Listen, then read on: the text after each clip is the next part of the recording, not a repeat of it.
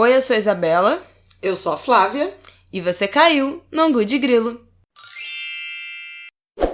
Oi, gente, tudo bem? Finalmente chegou novembro. É isso, minha gente. Chegou novembro, como diz o meu marido Aidano, o aniversário Guanabara dos ativistas pretos e pretas. Bom, acho que o mês que fica mais todo mundo, né, lembra que mais da maioria da população do Brasil é negra. E todos os debates entram em ebulição ao mesmo tempo relacionados à questão racial. Fica tudo um pouco saturado demais, mas ainda é importante estarmos aqui demarcando esse espaço, pelo menos um mês no ano, com volume de discussão. Eu acho que eu tenho que explicar o que é aniversário Guanabara, por causa dos nossos ouvintes de outros... Ok, justo. De outros estados, de outros países, já que nós temos uma audiência internacional. Tá, queridas? Então, Guanabara é uma rede aqui carioca de supermercados que faz no mês de outubro ou setembro uma mega promoção de aniversário e os cariocas se aglomeram na porta das lojas e é um frisson, engarrafa a cidade, os bairros. Para tudo, gente. É para uma tudo. loucura. As pessoas caem no tapa. Então é meio que um acontecimento do calendário carioca, o aniversário de Guanabara, e como é um acontecimento o dia ou o mês da consciência negra de novembro, o Aidano André Mota, meu marido, padrasto da Isabela, costuma brincar dizendo que o novembro é meu mês de aniversário Guanabara. Eu acho que, de qualquer maneira, em que pese às vezes dá um cansaço, que eu já até escrevi sobre isso, como as pessoas querem falar de pretos em novembro e em maio, por causa do 13 de maio, de mulheres em março, porque tem o Dia Internacional da Mulher, e, sei lá, em fevereiro tem carnaval. E como no resto do ano, essas agendas são invisibilizadas. De toda forma, eu acho que é uma conquista muito importante do movimento negro, né, do movimento social, do ativismo negro, essa demarcação do novembro como um mês de intensa reflexão, de um calendário muito potente, e de um calendário muito potente não confinado só a refletir sobre nossos problemas, nossas mazelas, a desigualdade, a agenda de direitos ainda a ser conquistado, mas também de celebração, de exaltação, de reconhecimento da resistência negra, do protagonismo negro. Esse mês, por exemplo, aqui no Rio, tem tanta peça, tanto espetáculo, muito tanta evento. Apresentação em cartaz. Acabou de acabar, nós já falamos aqui do Encontro de Cinema Negro Zósimo Bubu, acabou no domingo. Mas olha, tem Oboró que vai reestrear, tem Solano Trindade, 2 espetáculos, tem Contos Negreiros em cartaz. O Del Garcês está voltando com Luiz Gama. Eu vou esquecer de gente, meu Deus. Pedindo 1000 desculpas, porque eu sei que eu vou esquecer. Vai ter a estreia de meu amigo Fela, do Josito, dia 7. Tem Pitanga, os Pitanga, né? Rocco e Antônio Pitanga, também estreando peça aqui no Rio, que já eu vou acatar aqui o nome da peça, muita eu falei coisa, espontaneamente. gente.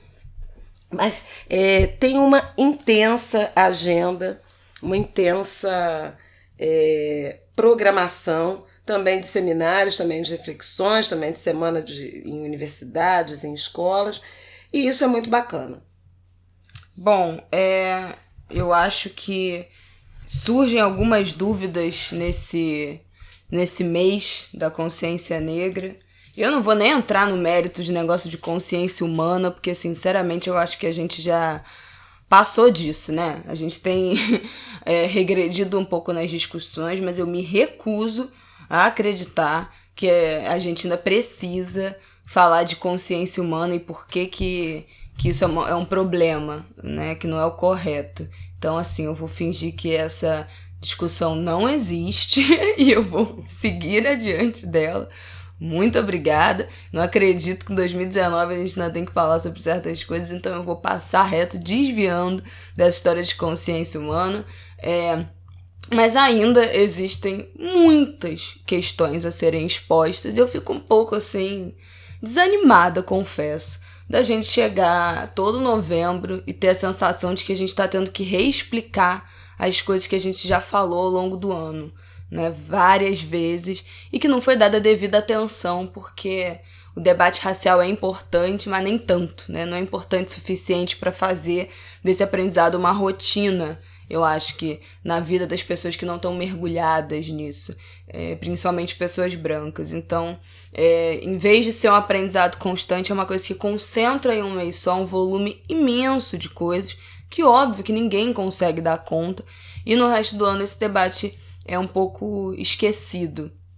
Mas temos alguns pontos aqui que queremos enumerar. Eu acho que o principal é a gente falar sobre o que é essa tal luta antirracista, né? O que a gente pode fazer para lidar com o racismo, o que as pessoas brancas podem fazer para combater o racismo, já que são as maiores responsáveis, deveriam ser as maiores responsáveis por lutar contra isso tudo, e isso foi uma coisa que a gente já falou aqui também, mas acho que a gente pode dar umas dicas mais objetivas sobre isso, o que pessoas brancas podem fazer para colaborar no debate racial. Você achou o nome do filme, da peça? Embarque Imediato. Tá, queridos. Então também tem o Teatro Poeira aqui no Rio. Eles já estrearam em Salvador e agora o Teatro Poeira. E tem o Coisa de Preto também, dia 20 de novembro, apresentação. Ah, é verdade. Espetáculo de humor. Gente, muita coisa acontecendo, muita agenda, isso é só no Rio, hein?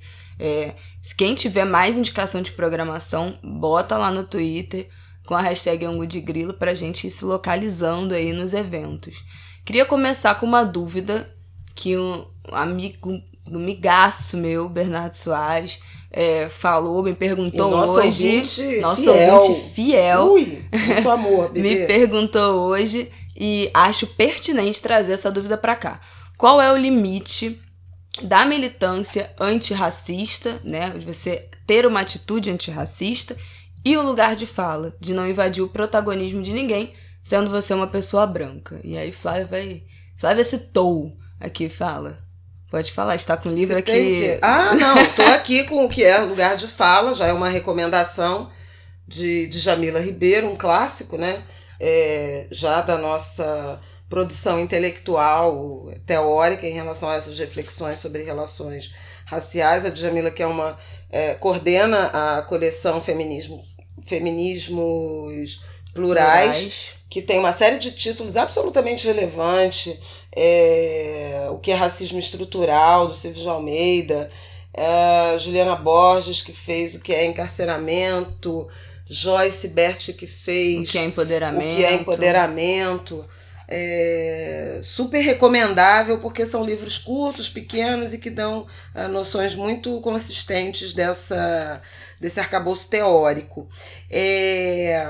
Bom, o Bernardo está falando aliás, a Djamila vai lançar hoje, né, dia 5 de novembro, Pequeno Manual Antirracista. Bom, então já fica aí já fica aí mais uma... Quem está interessado no assunto, corra. Uma recomendação também em relação a essas reflexões. Mas tem uma diferença entre você ter uma atitude antirracista.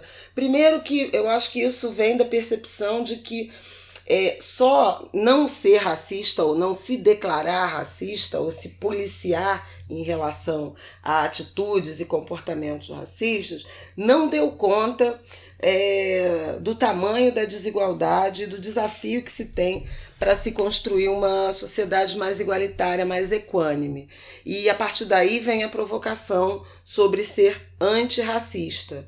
E aí ser antirracista é não se acomodar com a naturalização da invisibilidade ou da ausência não de voz, mas de ouvidos ao povo negro, às minorias, né? A gente está falando de racismo, mas eu acho que vale também para LGBTfobia, para o machismo, para o sexismo. Então, é você ter atitudes ativas na direção da inclusão desse grupo. Então por exemplo, viabilizar a contratação de profissionais negros, viabilizar a produção acadêmica, cultural, de pensamento, valorizar esse pensamento. No caso do jornalismo, a gente já falou aqui, mas sempre cabe repetir, convidar fontes, apresentar novas representações e não ficar repetindo os estereótipos.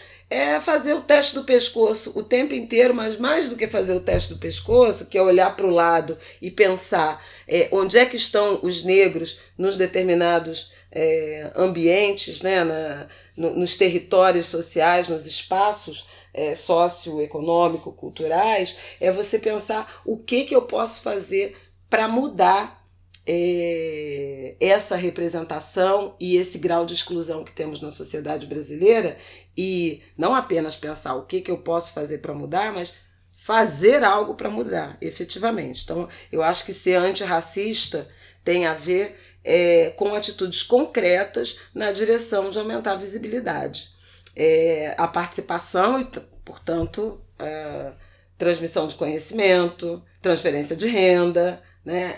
Esse tipo de coisa. Lugar de fala é você trazer esses indivíduos que têm marcações socioculturais, étnicas, de origem, de classe, para falar sobre essas experiências, sobre essas vivências, em vez de falar por eles. Uhum. Agora veja, não significa que você, um homem branco, cis, hétero, não tenha permissão para falar sobre racismo. É claro que você tem. E você tem lugar de fala no debate racial sob a ótica da branquitude e do privilégio que se tem. Então, é muito importante que um homem branco, cis, hétero de classe média fale sobre a experiência de não ser revistado no ônibus, na rua, de ninguém abraçar a bolsa quando você está passando, que é o que acontece com os jovens negros. Então, pensar sobre essa experiência, de não precisar se preocupar com a sua cor da pele, né? Você poder ocupar, adentrar espaços, circular por territórios, transporte, hospital, escola, universidade, mercado de trabalho, sem precisar ser lembrado do seu cabelo, da sua cor, sem receber provocações que te sexualizam, te fazem um objeto sexual.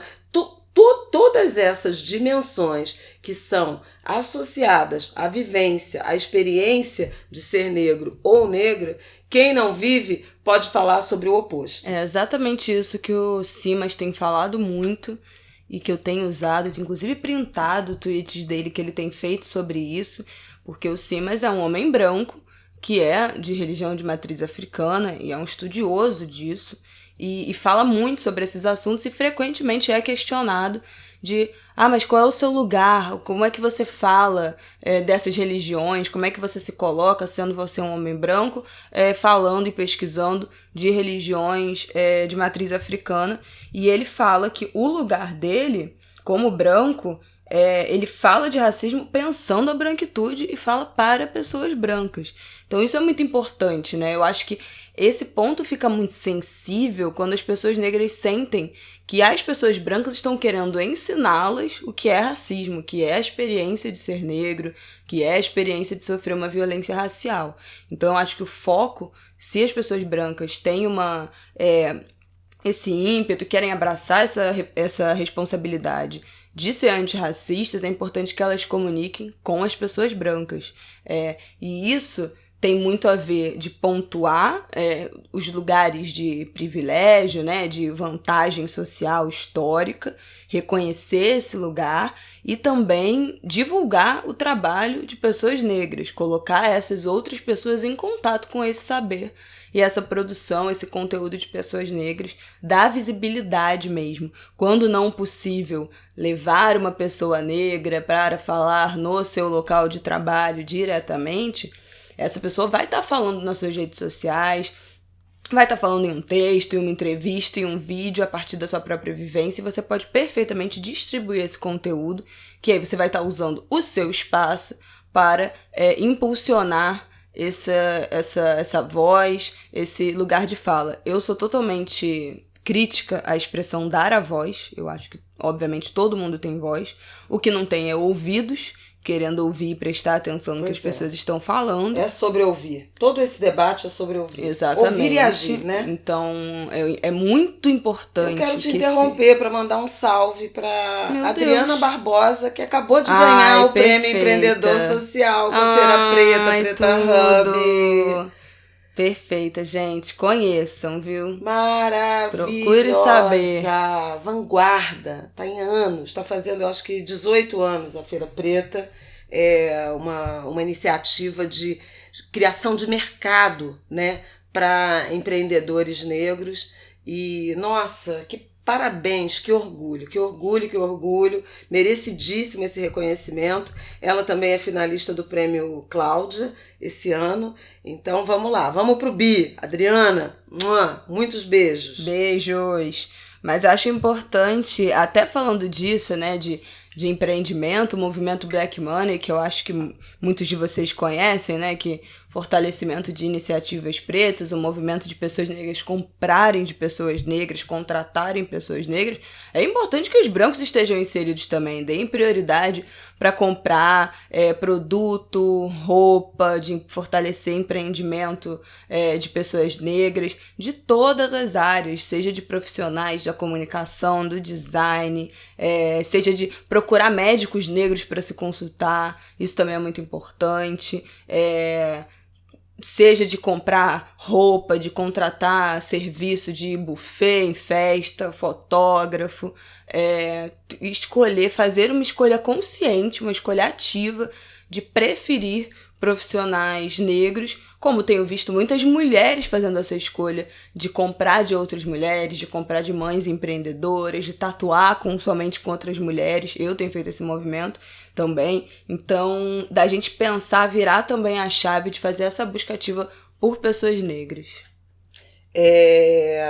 Isso é muito legal. Outro dia eu ouvi num evento em São Paulo, agora eu vou me esquecer. Aliás, da Feira Preta, da Preta Hub, que é a filosofia do Black Money é vender para todo mundo e comprar dos pretos.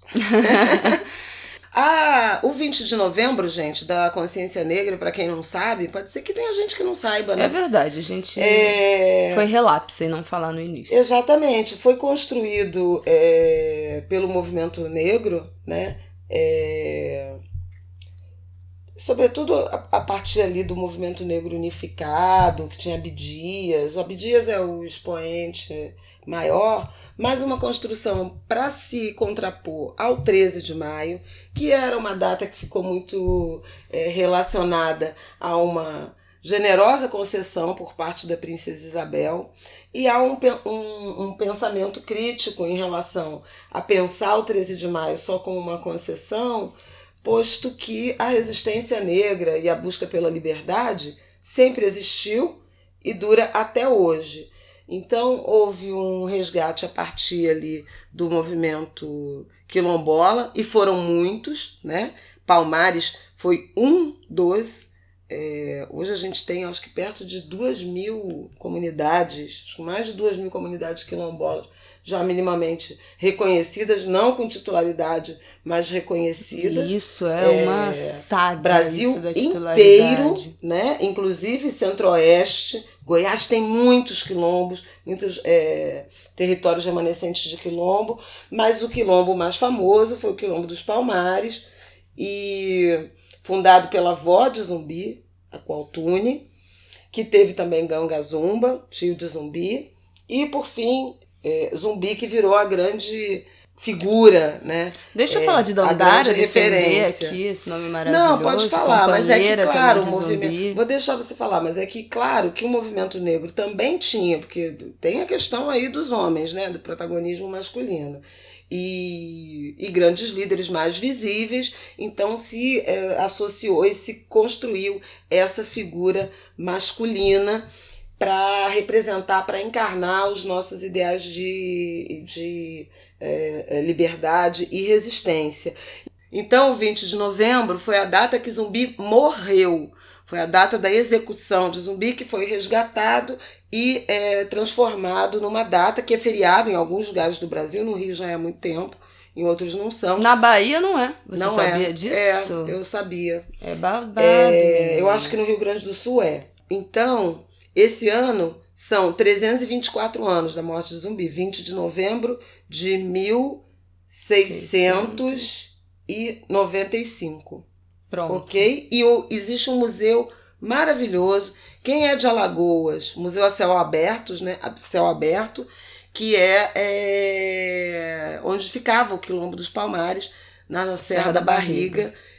O povo que é de Alagoas ou quem visita Alagoas, eu acho que vale muito a pena. E no dia 20 de novembro eu tive presente, né, a chance de estar na Serra da Barriga, nesse museu memorial, no 20 de novembro de 2015, e foi uma experiência realmente muito incrível. Já tem isso tudo? Eu ia falar 4 que tinha anos. uns 2 anos. Não, foi em 2015 e foi tão forte a experiência, porque na madrugada sobem os religiosos de matriz africana, sobem a serra a pé, fazem uma série de obrigações religiosas, e ao amanhecer, sim, começam a chegar os visitantes, muitos grupos de capoeira, tem uma grande mesa, um grande refeitório com uma refeição, um almoço coletivo, tem apresentações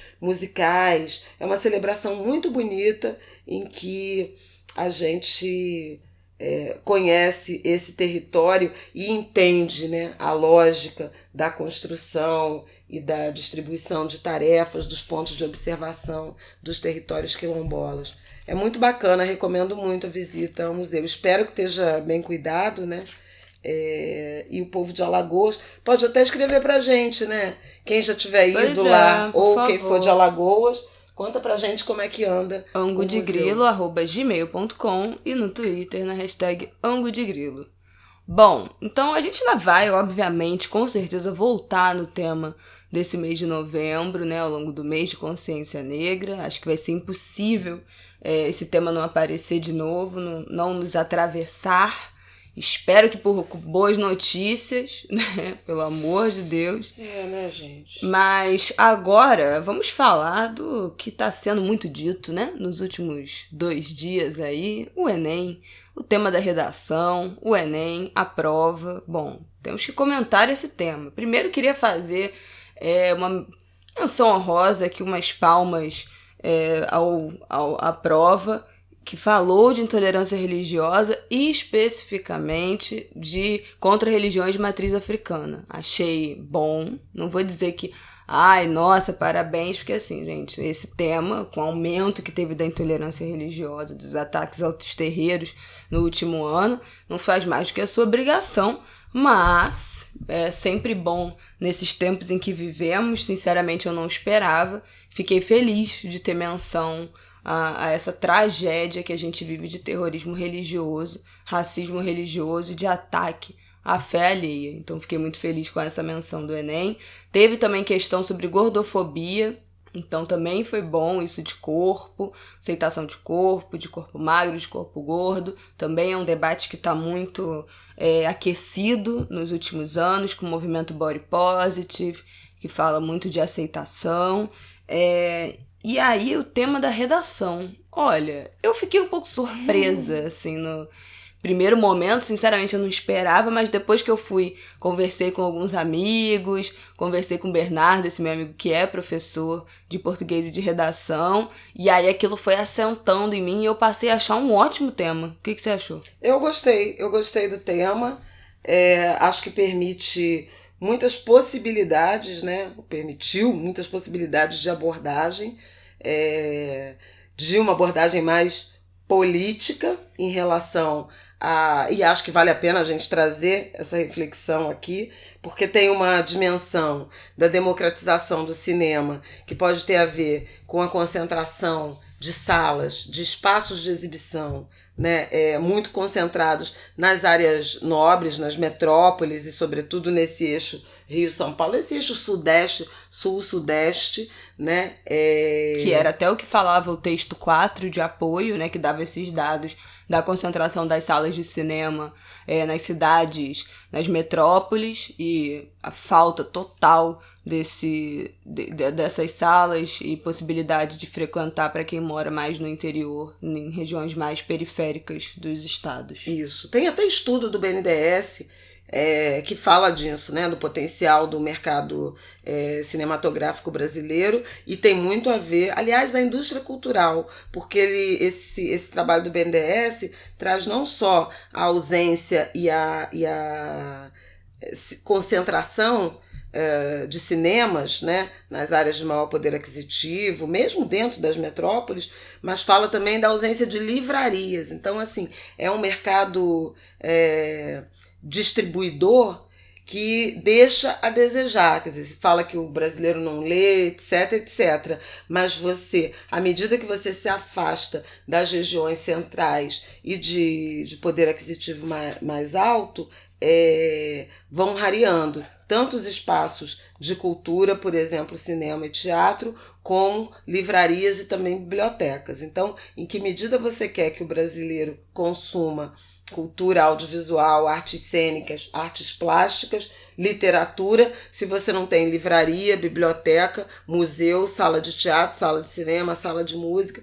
A gente escreveu um capítulo de um livro sobre hábitos culturais, né? Que era exatamente sobre isso. Era sobre isso. A gente escreveu sob o ponto de vista étnico-racial, e eu falo a gente porque eu e Isabela dividimos esse capítulo, mas tinha uma dimensão de muita ausência. Então, assim, será que não lê, não consome, não vai ao cinema porque não gosta, porque não tem interesse, ou porque não tem oferta desses locais, porque te obriga a fazer longas travessias, né, na direção periferia-centro, porque é caro, né, também fazer esse deslocamento, porque demanda muito mais tempo. Então, esse é um eixo da reflexão que poderia ser tratado lá na redação do Enem. Assim, foram o primeiro que eu pensei, inicialmente, óbvio que foi esse. Depois veio o valor, né? O cinema é caro. Você ir no cinema, o ingresso é caro.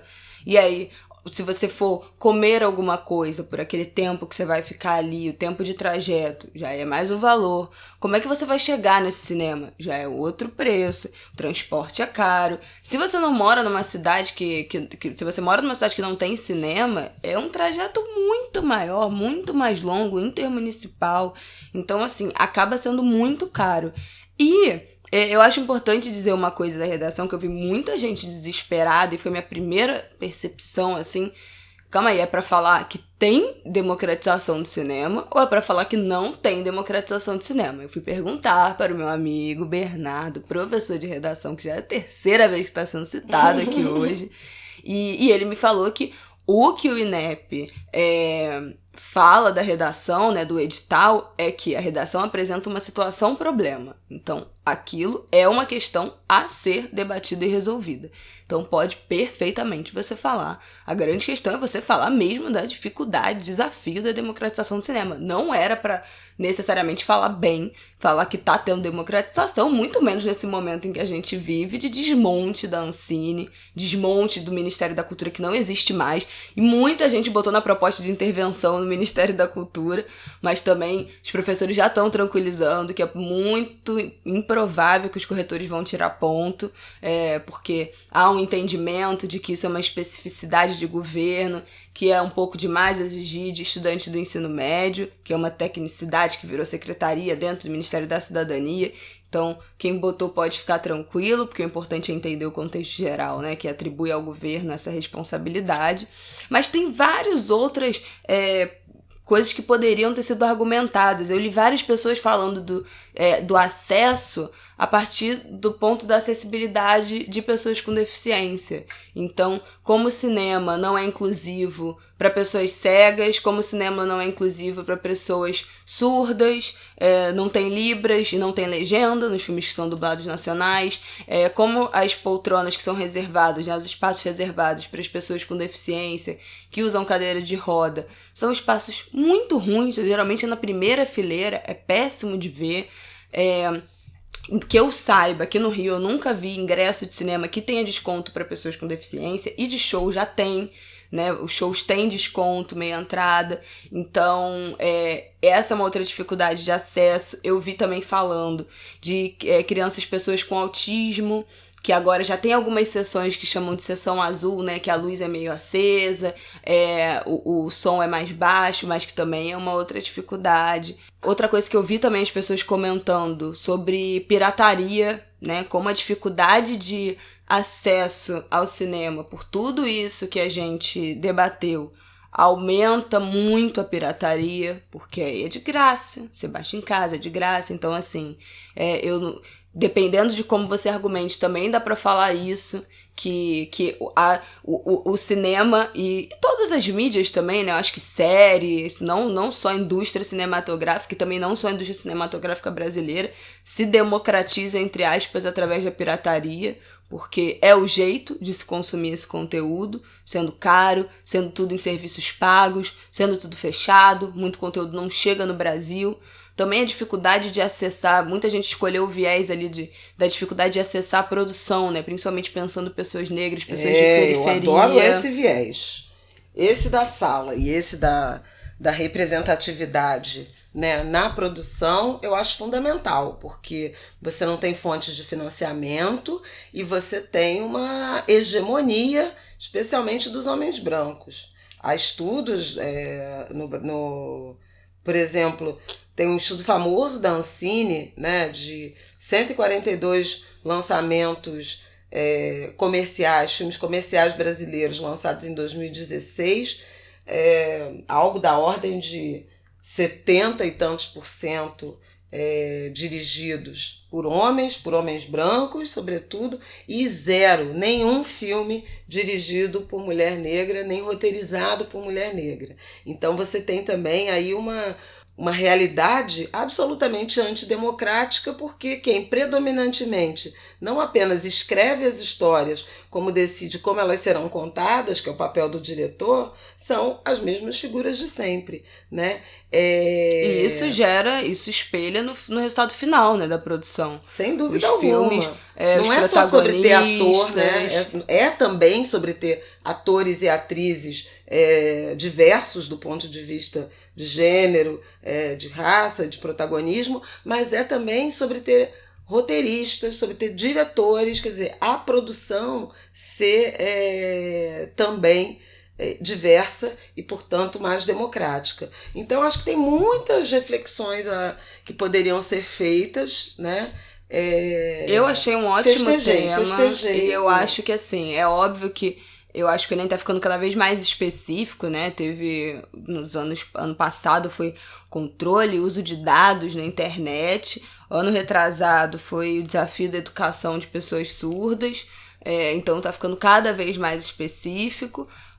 Mas eu acho que esse debate do cinema tem absolutamente tudo a ver, se aplica a todas as áreas da cultura, todos os tipos de arte, de mainstream, de quem é que está produzindo e ganhando dinheiro com teatro, na música, como é que funciona a indústria musical, quem é que faz sucesso, quem são os produtores de sucesso, quem são os grandes diretores das gravadoras. Eu acho que esse debate entra em todas as artes, assim, que se isso realmente... Não é exclusivo do cinema. Nem um pouco, e a gente vê como, e principalmente aqui no Sudeste, como demora para chegar, por exemplo, tecnobrega, brega funk, o próprio sertanejo, que explodiu nos últimos anos aqui em São Paulo, Rio, como esses ritmos já existem há décadas no Norte e no Nordeste, como já demora anos para chegar aqui, porque a produção, a indústria é completamente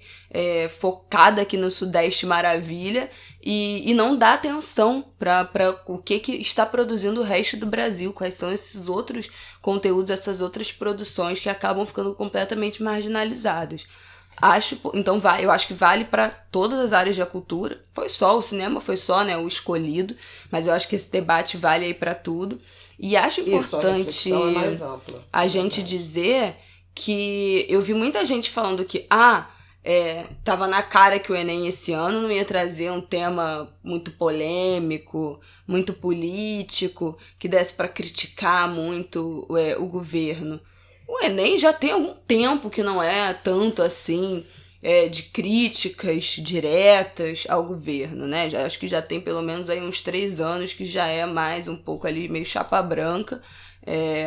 Eu acho que, enfim, não esperava nada diferente disso, mas eu acho importante dizer que o cinema e arte é político sim, né? A gente não pode separar. Acho. E há grandes possibilidades de uma reflexão crítica. Aliás, estamos aqui fazendo por ela, porque isso tem a ver com destinação de verba pública, né? A política de educação. Que produtores, né, o Estado financia, quem recebe incentivo, quem tem acesso aos editais, quem tem a capacidade de mergulhar nesse universo de apresentar projetos de acordo com modelos absolutamente complexos de elaboração de projetos para disputa de editais. Então, isso também são elementos que são, em alguma medida, antidemocráticos, né? Porque dificulta o acesso, por exemplo, de um produtor de conteúdo, de um roteirista, de um escritor, de um cineasta, de um jovem produtor do subúrbio, da periferia. Para não dizer que a gente só fez elogio, eu também lembro que foi notado que a ditadura, né, a ditadura militar, não apareceu em nenhuma questão. E pela isso primeira vez desde 2009. Edições. Então a gente está falando de uma década aí de reflexão sobre esse período sombrio. E o Enem começou a valer de fato em 2009. Pois é, então a gente está falando da história aí dessa prova que tem trazido reflexões sobre esse período sombrio, antidemocrático, autoritário e de grande atraso, e não é verdade que foi só de prosperidade econômica. Houve uma prosperidade econômica que depois nos legou um endividamento externo e um descontrole de contas públicas e a custo inflacionário. De quê, né? Mas é que há quem acha que valeria a pena, mas nem sob essa ótica exclusivamente econômica essa defesa, né, da ditadura ela é justificável e para em pé. E não acho que tenha sido coincidência que, a partir da chegada ao poder de um grupo que não apenas enaltece a ditadura, torturadores... Como aparelha o governo com quadros militares das Forças Armadas. Então, esse tema, do ponto de vista crítico, ter desaparecido dessa prova.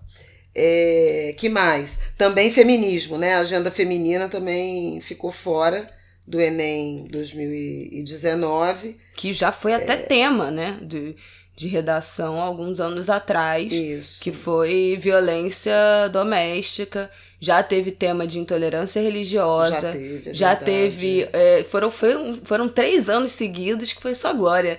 E o outro foi racismo, né? Foi racismo, violência e intolerância religiosa. Ai, bons tempos. Tempos que não voltam. Mas o tema de cinema também permite várias possibilidades. Sim. Aliás, a agenda do Brasil, ela é tão intensa. A gente tem tanta coisa por construir ou reconstruir, ou evitar retrocessos, ou conquistar avanços, que não vai faltar assunto. Ninguém morre de tédio para redação de Enem. Mas isso, eu queria reforçar que a arte é sim política. Os movimentos artísticos são políticos, não necessariamente político-partidários, mas falam de um sujeito político, crítico. Então a gente não pode entrar nesse papo de que sabia que ia ser um tema neutro, que não ia ter nada a ver com política. Não, a arte tem a ver com política, tem a ver com educação. E quero lembrar aqui, ó, uma mensagem que eu recebi da Marina Rosa, minha seguidora que também ouviu o Ângulo de Grilo, que falou que lembrou, com o tema do Enem, de uma legislação que obriga a exibição de cinema nacional nas escolas. É uma lei 3006 de 2014, se eu não me engano, que obriga que as escolas exibam cinema nacional. Então tá intimamente ligado com a agenda da educação. A arte é uma ferramenta potente de educação.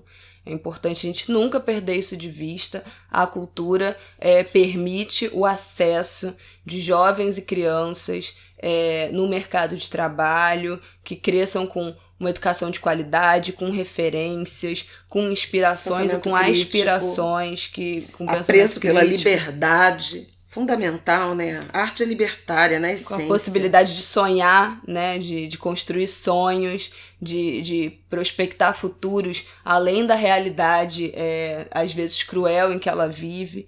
Então, a arte é uma ferramenta muito potente, o cinema é uma ferramenta muito potente, defenderemos aqui esse tema, defenderemos o cinema como também um movimento político importante. Acho que é isso. Eu acho também. Bom, hoje foi um pouquinho mais curto, gente, conseguimos, hein? É um milagre. Digam o que acharam. É isso, galera, até terça-feira que vem, um beijo enorme, boa semana pra vocês. Até semana que vem. Beijos!